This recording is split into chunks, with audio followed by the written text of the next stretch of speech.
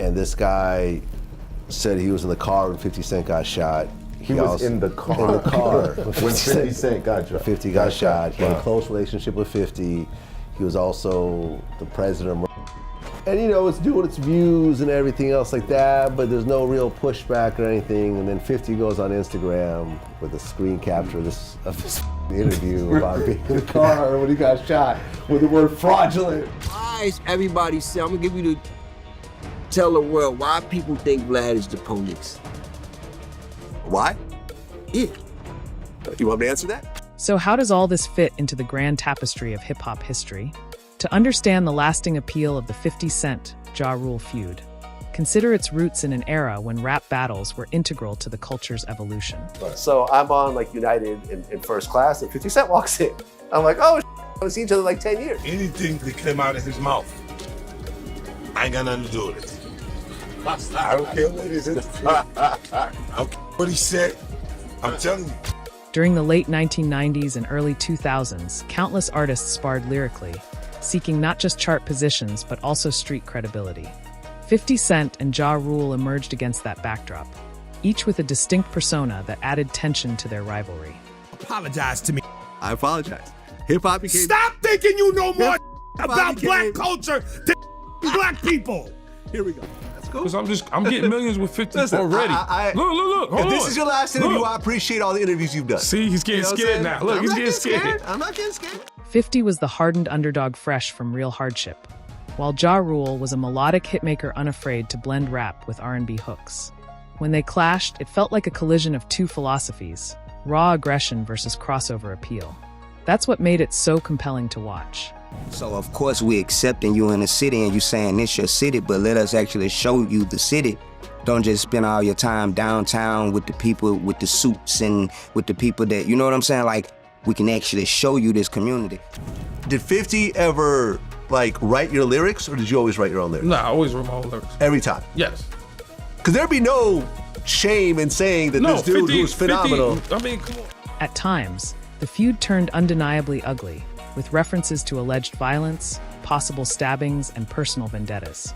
Yet fans couldn't look away, partly because the music was undeniably catchy, Into Club, Always on Time, 21 Questions, Mesmerize, and partly because the beef itself was a spectacle playing out across magazines, radio interviews, and music videos. The beauty of how Geodit worked is my solo album took off so big that I just brought them with me. So it was clear that it was me creating the opportunity for everybody else in the crew. I didn't know, I prepared a speech, but something must have happened to it. I always felt like if I never got put in G Unit or Dr. Dre never saw me in the Aftermath, I would still be sitting here talking to you with the same track. G Unit affiliates like Tony Yayo were always there in the background, contributing to diss tracks, showing up in videos, and making cameos in interviews. Through it all, the question of who had the upper hand was never definitively answered.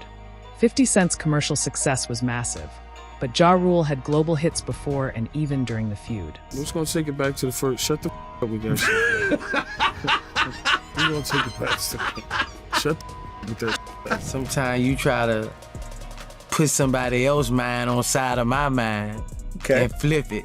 Okay. That's what you try to do.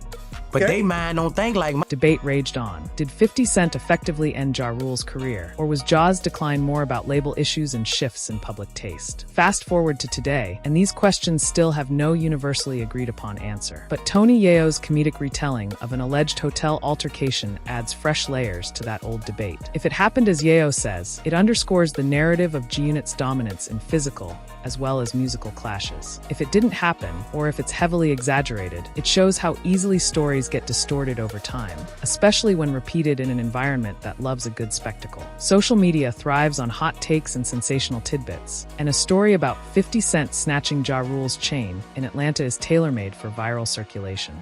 From Ja Rule's perspective, setting the record straight might feel urgent, given how quickly comedic or scandalous stories can overshadow facts. His fiery social media comeback, calling out Yayo's alleged lawsuits and protective orders, reveals a deep frustration at being painted as a punching bag in comedic barbershop tales. Moreover, Ja might see this as a chance to reaffirm that the G-Unit crew had its own set of vulnerabilities and legal entanglements, thus quashing any notion that Murder Incorporated was alone in facing legal woes. In the eyes of an outside observer like Urban Politicians TV, the entire situation is a masterclass in how hip-hop feuds get revived in the era of podcasting. The comedic tone is key. Yayo's narration goes beyond a simple, "we fought in a hotel." He layers in personality, accentuates the bruise on Ja's face, references a chain, and even mentions side characters who were supposedly there to maintain peace. The host of Urban Politicians TV notes that in real street life, scuffles and robberies can happen to anyone. They don't necessarily reflect a lack of toughness. But the comedic flair is what turns it into a viral story, not just a random anecdote. People often question whether dwelling on these feuds helps or hurts hip-hop. On one hand, it's undeniably part of the genre's history. Conflict and competition have powered rap's evolution from the beginning. On the other hand, the comedic rehashing might overshadow new music or overshadow artists' personal growth over the years. Some fans find it thrilling to hear old war stories retold in a modern forum, while others lament that the culture should move beyond these old rivalries. Ultimately, it comes down to personal preference. What's certain is that every time a story like this breaks, it rakes in views, clicks, and comments, proving that there's still a massive audience for 50 Cent Ja Rule lore. A closer look at Tony Yayo's recollections reveals a kind of dual perspective, part historical record, part entertaining performance. He references details like Chaz was there, Black Child was in the mix, or how many affiliates might have shown up. These specifics lend the story a sense of realism.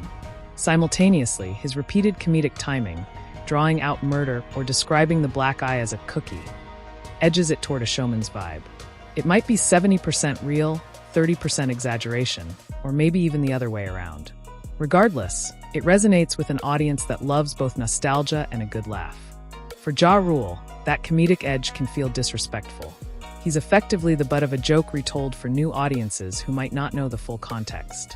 Even if he tries to defend himself by labeling it all cap, the comedic retelling often sticks longer in the collective mind, especially when it's shared via short, viral clips. Twitter and Instagram's algorithm-driven nature means that once a comedic snippet goes viral, it's tough to push back with lengthy explanations or disclaimers. Memes and sound bites can overshadow nuance, leaving Ja's denials buried in comment sections. As for 50 Cent, he remains a looming figure in this feud, even if he hasn't weighed in directly on Yayo's story just yet. For years, 50's social media presence has been legendary for mockery, savage jabs, and comedic timing that often leaves foes looking foolish. If he decides to endorse Yayo's account, we can expect a flurry of memes, Instagram posts, or short video jabs at Ja Rule's expense. That could elevate the drama even further, ensuring the saga remains top of mind in hip-hop circles. This cyclical pattern, one member of G-Unit says something provocative, Ja Rule reacts with anger, 50 potentially throws in a witty remark, illustrates how conflicts in the rap game evolve but never fully vanish. The question of why audiences still care so many years later can be answered by one word: nostalgia. Early 2000s hip-hop was a defining era for many fans. Revisiting these feuds is like rewatching an old sports rivalry. It may be settled on paper, but the passion remains. And with each retelling, the narrative picks up fresh angles, comedic elements, and contradictions that keep it lively. One has to wonder if Tony Yayo's comedic approach is a signal that, for him, these conflicts are now more about storytelling than actual aggression. Maybe the real violence of those days no longer weighs as heavily on him, and he sees the opportunity to spin these stories into content for interviews, podcasts, and viral clips. For Ja Rule, however, the sting could still feel fresh, particularly if he perceives it as an attempt to tarnish his legacy.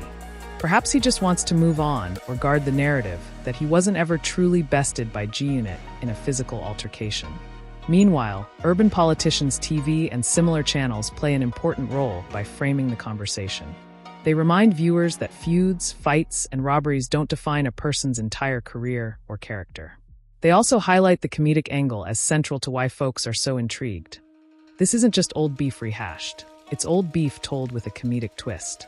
In a sense, this new wave of coverage serves as a bridging point for fans. Older listeners can recall the seriousness of the feud, while younger ones can laugh at the comedic spin without fully grasping the original intensity. Ultimately, the longevity of the 50 Cent Ja Rule feud proves that hip-hop fans love a good story, especially when it involves legends. Whether Tony Yayo's account holds absolute truth or is 90% embellishment, it has reignited chatter about a rivalry many thought had fizzled out. Ja Rule's vigorous response demonstrates that the wounds may not be as healed as some believed, and the comedic spin suggests that at least part of the culture now views these spats with a more lighthearted lens. Will we ever see a definitive end to this saga? It's unlikely. The best fans can hope for is more entertaining anecdotes popping up now and then, each accompanied by pointed rebuttals on social media. Maybe eventually both camps will let the stories rest, but given how easily controversies resurface, don't count on it. This rivalry has become a piece of hip-hop folklore, revived every few years by a podcast interview, a social media post, or a random nostalgic reference. In a way, it's testament to the powerful storytelling tradition in hip-hop. Feuds aren't purely destructive. They can become legends that shape an entire generation's memories of the music and the artists involved. Tony Yayo, with his comedic account, and Ja Rule, with his indignant denials, are both contributing to this living narrative. As fans, we can laugh, debate, or roll our eyes, but we can't deny the entertainment value.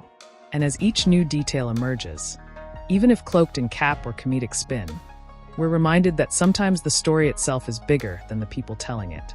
This feud hasn't just shaped 50 Cent and Ja Rule's careers. It's a part of hip-hop history, and the ongoing retellings keep that history alive for newcomers and veterans alike. So here we are, with Tony Yayo's comedic recollection echoing through podcasts and social media, Ja Rule's fiery clapback fueling the conversation, and an entire fanbase split between dismissing it as more hype or consuming every word like gospel. It's a cycle that's as much a part of rap culture as the music itself. Decades from now, another wave of artists and commentators might revisit the 50 Cent Ja Rule saga, recycling old stories or unveiling new details. And chances are, fans will still tune in, still argue, and still find something compelling in this never-ending rap soap opera.